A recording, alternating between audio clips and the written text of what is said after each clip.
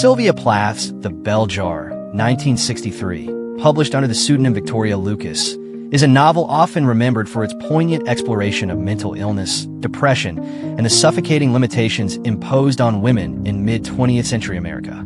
The novel tells the story of Esther Greenwood, a young woman who struggles to maintain her sanity while navigating the pressures of societal expectations and her personal psychological demons. Although the novel's central themes of mental health and identity are widely discussed, The Bell Jar also harbors complex psychological, feminist, and existential undercurrents that illuminate the ways in which personal experience intersects with broader social forces.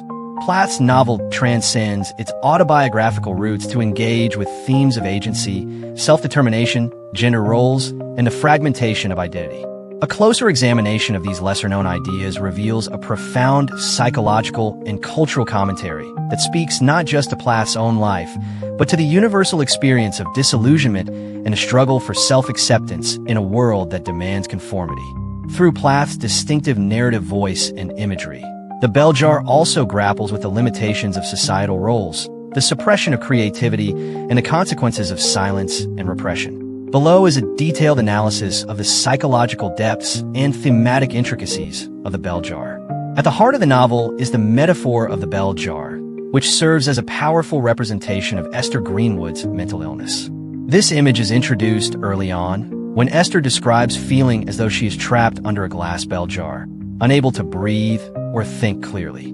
The bell jar represents not only her depression, but also the suffocating sense of confinement that she experiences in every aspect of her life, socially, emotionally, and intellectually. The bell jar metaphor is crucial because it underscores the feeling of isolation and detachment that often accompanies mental illness. For Esther, the glass jar is not just a symbol of her depression, but a lens through which she perceives the world. Her emotional numbness, as well as her disconnection from reality, makes her feel as though she is unable to truly engage with others or experience the world around her. The bell jar is a cage, but it is one that she cannot escape, and it distorts her perception of life, trapping her in a distorted reality where she can neither breathe freely nor find a way out. This metaphor also reflects the way that mental illness, particularly depression, can lead individuals to feel like outsiders or spectators in their own lives. It is as though they are encased in a transparent barrier, able to see but not fully participate in the world around them. In a psychological sense, this feeling of separation or alienation mirrors the existential loneliness that is often present in individuals suffering from depression. For Esther, this isolation becomes a constant and overwhelming part of her experience, making it difficult for her to connect with others and leading her to question the meaning of her existence. While The Bell Jar is often understood as a novel about mental illness, it is equally a sharp critique of the restrictive gender roles imposed on women in the 1950s and early 1960s. The novel is set in a time when women were expected to conform to traditional roles as wives and mothers, and any deviation from these roles was met with suspicion and disapproval. Esther's psychological breakdown is, in part, a response to these societal pressures as she struggles to reconcile her desire for autonomy and self-actualization with the expectations placed on her as a woman.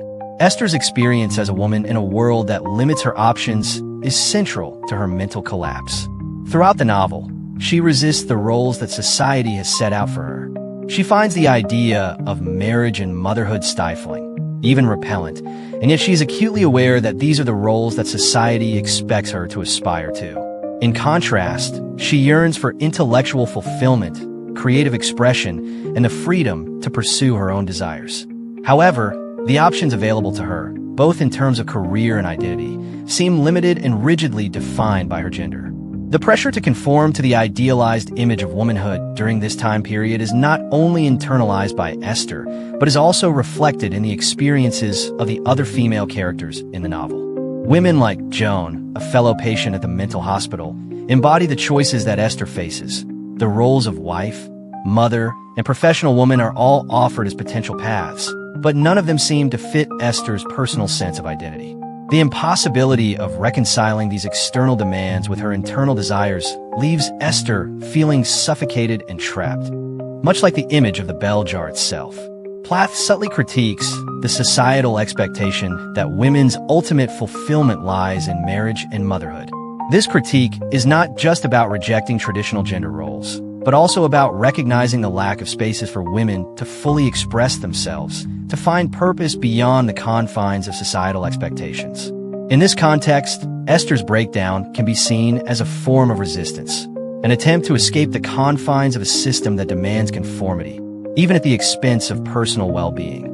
Another critical aspect of Esther's internal struggle is her navigation between two contrasting female archetypes, the good girl and the bad girl. Throughout the novel, Esther's self-perception and her view of other women are influenced by the dichotomy that society has set up for women. The good girl is the innocent, virtuous woman who adheres to social norms and expectations, while the bad girl is the one who rejects societal constraints, pursuing her own desires and freedoms, often at great personal cost. Esther's interactions with women like Betsy, the good girl, and Joan, the more complex and rebellious character, underscore the pressure to fit into one of these two rigid categories. Betsy represents the idealized image of womanhood, cheerful, obedient, and focused on marriage and motherhood.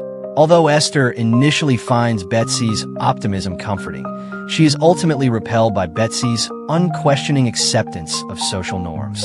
On the other hand, Joan, who has a more complex and troubled personality, seems to embody the bad girl archetype. She is independent and sexually liberated, but her freedom comes at the cost of her own mental stability. Joan's eventual fate, her suicide, illustrates the dangers of attempting to break free from social expectations without a clear sense of direction or support. Esther's own position between these two extremes is never fully resolved. She rejects the image of the good girl and is repulsed by the idea of conforming to a life defined by marriage and motherhood, but she also fears the consequences of rejecting these roles entirely. Her breakdown can thus be seen as a result of this binary, where neither option feels like a true path to self-fulfillment. The lack of role models who embody a more fluid, multifaceted version of womanhood leaves Esther feeling lost, as though she is condemned to live in a world that demands she choose between two equally dissatisfying options. Sexuality plays an important, though subtle, role in the bell jar. Esther's experiences with her sexuality are deeply tied to her sense of self-worth and identity, and the ways in which she navigates her sexual autonomy reflect her struggle to define herself on her own terms. Sexual encounters in the novel are marked by confusion, fear, and a sense of being controlled rather than empowered. Her relationship with men, particularly her experiences with sexual desire and sexual violence, exacerbates her feelings of isolation and alienation. The pivotal moment in Esther's life comes when she is sexually assaulted by a man she barely knows.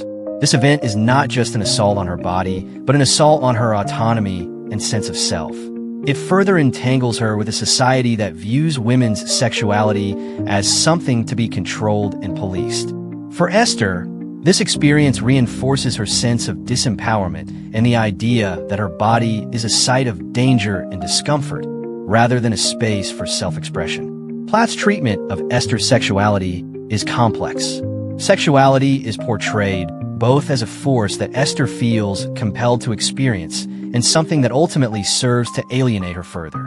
In the aftermath of the assault, Esther becomes even more detached from her body and her own desires, as though she is unable to reclaim her sexuality on her own terms.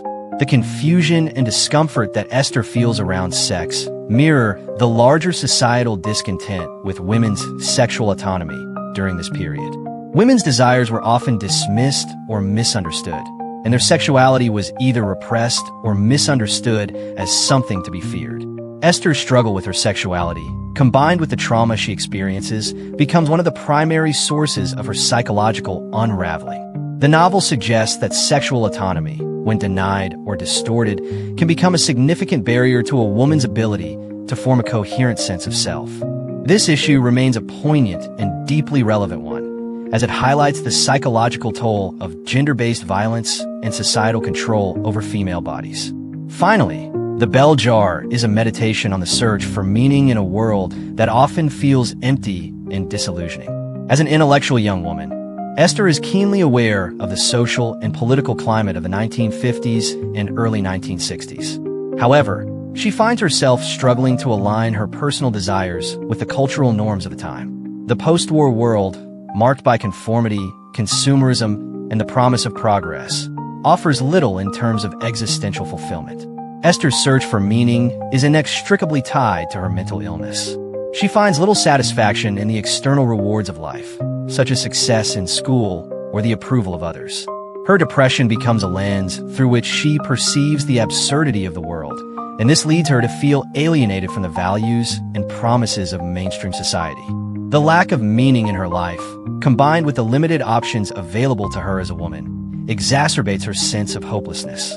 In the end, The Bell Jar is not just a story about mental illness, but also about the larger existential crises that many face in a world that offers little in terms of authentic fulfillment.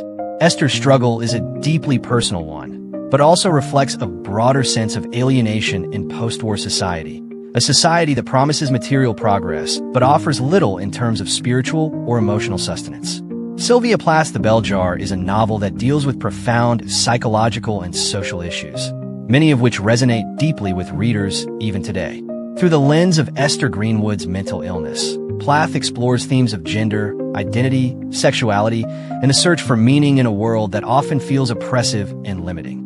By focusing on the internal struggles of her protagonist, Plath paints a vivid portrait of the isolation, confusion, and pain that accompany mental illness, while also critiquing the societal forces that exacerbate these feelings. At its core, The Bell Jar is a deeply feminist work that examines the ways in which women's lives and identities have been constrained by societal expectations and a lack of spaces for true self-expression. Through its haunting narrative and complex psychological layers, the novel remains an enduring classic that speaks to the universal human experience of grappling with selfhood and the struggle for personal autonomy.